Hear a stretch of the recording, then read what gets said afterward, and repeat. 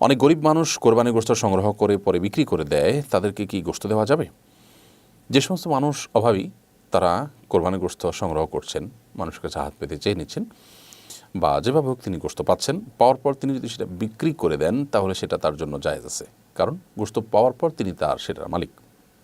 এ বিষয়ে নবী করিম সাল্লাল্লাহু আলাইহি ওয়াসাল্লামের একটি বিশুদ্ধ এবং প্রসিদ্ধ হাদিস আছে, আমরা জানি।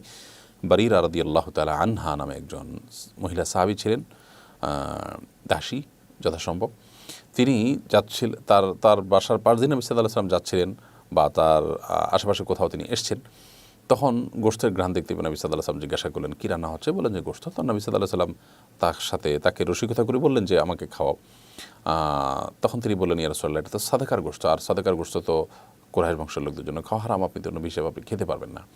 তখন তিনি বলেছেন, লাকে সাদাকাতুন ওয়া লানা হাদিয়াতুন, এটা তোমার জন্য সাদাকা হতে পারে, কিন্তু তুমি যখন আমাকে দিবে সেটা সাদাকা থাকবে না, সেটা যাকাত ফিতরা থাকবে না, বরং সেটা অর্থাৎ মানতের গোশত বা এই জাতীয় সাদাকার গোশত থাকবে না, এবং সেটা হাদিয়া হিসাবে হবে। তুমি পেয়েছো সাদাকা হিসাবে, আমাকে যখন দিবে সেটা হাদিয়া হিসাবে হবে। অতএব গরিব মানুষ পেয়েছেন, পাওয়ার পর তিনি মালিক হয়ে গেছেন, এরপর তিনি এটা বিক্রি করলেও সে অধিকার তার আছে। তবে যারা দান করবেন তারা এরকম গরিব যারা অল্প দামে বিক্রি করে দিবে, সেগুলো হোটেলাররা কিনে তারা লাভবান হবে, গরিব দিন শেষে ক্ষতিগ্রস্ত হবে। এরকম গরিবদের চাইতে যে সমস্ত গরিবরা মানুষের কাছে হাত পাতে না এবং বিক্রিও করবে না, তাদের ঘরে ঘরে খবর নিয়ে যারা কোরবানি দেননি তাদের ঘরে ঘরে গোশত পৌঁছে দিতে পারলে সেটা অবশ্যই দানকারীর জন্য সর্বোত্তম কাজ হবে। অনেক দেশের ওয়াশরুমে পানির ব্যবস্থা থাকে না, শুধু টিস্যু ব্যবহার করতে হয়। প্রশ্ন হলো, পায়খানার পর শুধু টিস্যু ব্যবহার করলে সে অবস্থায় নামাজ হবে কিনা?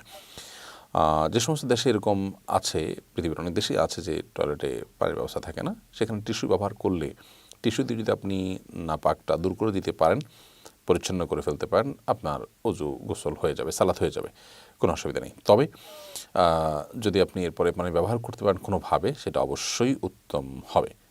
কারণ বিশেষ করে টয়লেটের পর আপনার টিস্যু ইত্যাদি ব্যবহার করার পর পানি ব্যবহার করা, সেটাই হলো সুন্নাহ। কিন্তু যদি পানি ব্যবহার না করে আপনি টিস্যু দিয়ে পরিষ্কার করে ফেলতে পারেন, আপনার পবিত্রতা অর্জনটা হয়ে যাবে, বিশেষ করে পানি নাই যেখানে।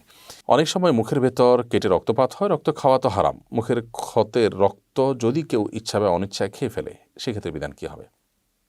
অনিচ্ছা হলে তো কোনো অসুবিধা নেই, ইচ্ছাকৃত তো খাওয়া যাবে না, ইচ্ছাকৃত গুনাহ হবে খেলে। যদি বারবার ফেলাটা কষ্ট হয়, থুতুর সাথে সামান্য চলে যায়, ইনশাআল্লাহ তার কারণ গুনাহ হবে না, যেহেতু এটা আপনার ইচ্ছাকৃত আপনি জেনে শুনে পান করছেন, ব্যাপারটা তা নয়। অর্থাৎ জেনে শুনে ইচ্ছাকৃত স্বেচ্ছায় আপনি খুশি হয়ে যে পান করছেন, ব্যাপারটা সেরকম না, বরং একটা নিরুপায় হয়ে হয়তো ভিতরে গেছে, ইনশাআল্লাহ তে গুনাহ হবে না। কোরবানির সময় এক শ্রেণীর মানুষ পশুপ্রেমী হয়ে ওঠে, তারা বলে ইসলামিক কোরবানির বিধান নাকি অমানবিক। আসলেই কি কোরবানি অমানবিক? ইসলামে পশু জবাইয়ের নীতিমালা কী? কোরবানির জাগতিক উপকারিতা সম্পর্কে জানতে চাই। দেখুন, এ বিষয়ে আমরা প্রতি বছরই কথা বলতে হয়, কারণ ইসলামকে যারা অপছন্দ করে, মুসলমানদের প্রতি যারা বিদ্বেষ লালন করে, এরকম কিছু মানুষ আমাদের সমাজে ভালো সাজবার জন্য তারা নানা মুখরোচক কথা বলে থাকে, তার মধ্যে থেকে এটি একটি। তবে এটি যে হাস্যকর সেটি বোঝবার জন্য আসলে পণ্ডিত হওয়ার প্রয়োজন নেই, কারণ এই লোকগুলো কিন্তু বিভিন্ন সময় বার্গার, বিভিন্ন সময় চিকেন ফ্রাই, বিভিন্ন রকম নাগেটস এবং নানা পদের আপনার গোশতের তৈরি খাবার, বাহারি খাবার কিন্তু তারা খেয়ে থাকেন। সেগুলোর জন্য পশু জবাই করতে হয়, পশু গোশত দিয়ে সেগুলো তৈরি করতে হয়। তারপরও তারা মুসলমানদের কোরবানিকে অমানবিক বলছেন। তাহলে তাদের সেই গোশতভক্ষণটাকে তারা কীভাবে দেখছেন? হয়তো একসময় এই গোশতভক্ষণটাও আপনার আজকাল শুরু হয়ে গেছে, অনেকটা প্রসেসিং মিট ইত্যাদি চালু হয়ে যাবে, তখন সেটাকে অমানবিক বলবে। আসলে ইসলামের চাইতে মানবিক আর পৃথিবীর কোনো জীবন ব্যবস্থার হওয়ার কোনো সুযোগ নেই।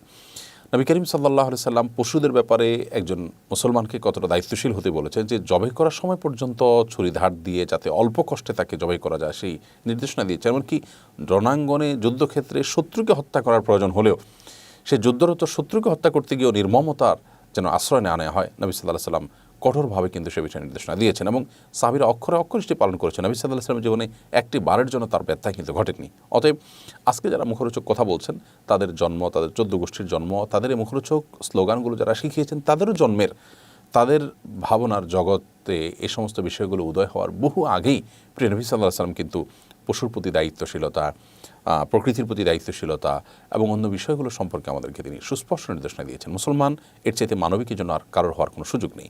তারা মানবিক সাজতে পারেন, কিন্তু প্রকৃত অর্থে মানবিক নয়।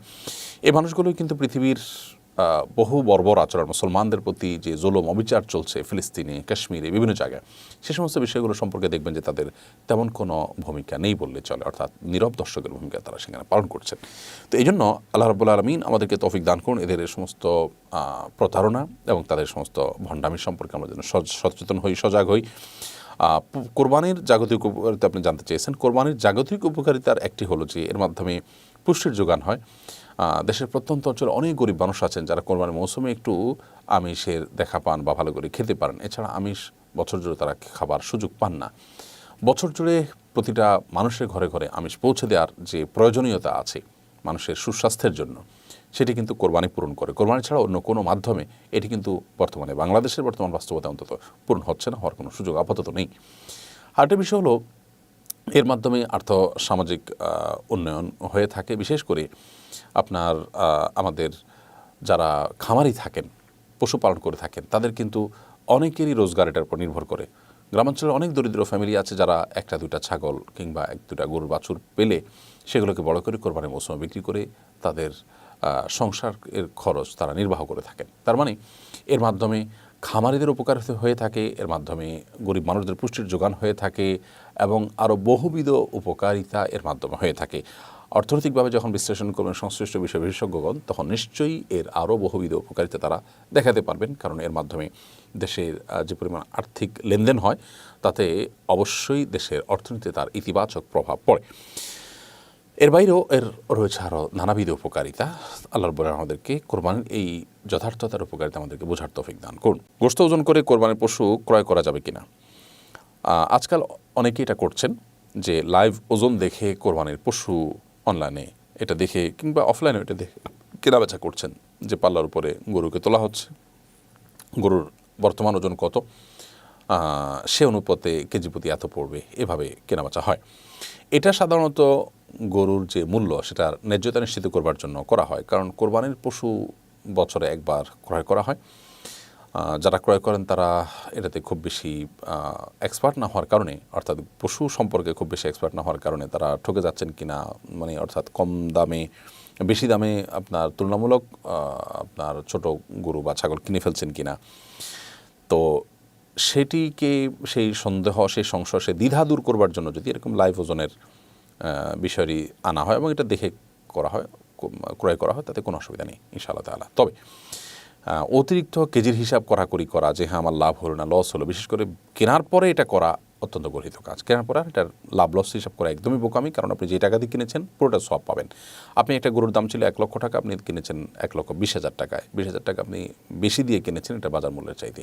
এই জন্য আল্লাহ তাআলা আপনাকে সব কিন্তু 1 লক্ষ টাকার দিবেন না, 1,20,000 টাকার দিবেন। অতএব কেনার পর আপনার এটা নিয়ে আর ক্যালকুলেশন করা এবং কত কেজি হলো না হলো, আমার লস হলো লাভ হলো, এরকম হিসাব নিকাশ করা অবশ্যই কোরবানির যে প্রাণ সেটিকে নষ্ট করে, কোরবানির উদ্দেশ্যকে ব্যাহত করে। বাকি আপনি যখন কিনতে যাচ্ছেন বাজারে, তখন আপনার ন্যায্যতা নিশ্চিত করবার জন্য এরকম লাইভ ওজন দেখে আপনি কিনলেন, তাতে কোনো অসুবিধা নেই ইনশাআল্লাহ তাআলা। নবী করিম সাল্লাল্লাহু আলাইহি ওয়াসাল্লামের পক্ষ থেকেই কোরবানি করা যাবে।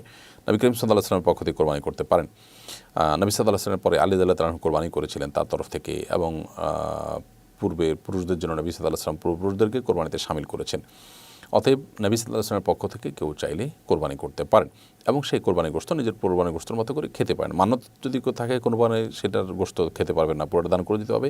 এছাড়া আপনি নিজের পক্ষ থেকে এবং অন্য কারোর থেকে কোরবানি করলে সেটার গোশত আপনি নিজের গোশতের মতোই খেতে পারবেন, দান করবেন এবং গরীব দুঃখীকে দিবেন, আত্মীয়স্বজনকে দিবেন, বিভিন্নভাবে করতে পারেন, নিজে খেতে পারবেন, সোজা কথা।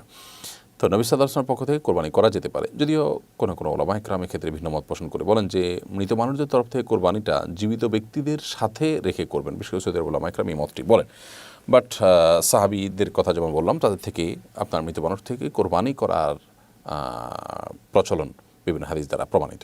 বিদেশে অবস্থানরত ব্যক্তির অন্যত্র কোরবানি করার বিধান কি? বিদেশে যিনি অবস্থান করছেন তিনি যদি সেখানে কোরবানি করার মতো পরিবেশ না থাকে, তিনি অন্যত্র কোরবানি করতে পারেন। কোরবানি করার ক্ষেত্রে আমাদের উদ্দেশ্য থাকতে হবে আল্লাহর সন্তুষ্টি, নবী সাল্লাল্লাহু আলাইহি ওয়াসাল্লামের সুন্নাহ নির্দেশনা পালন। এটা গোশত খাওয়ার উদ্দেশ্যে যেন না হয়, সেদিকটা আমাদেরকে অবশ্যই খেয়াল রাখতে হবে।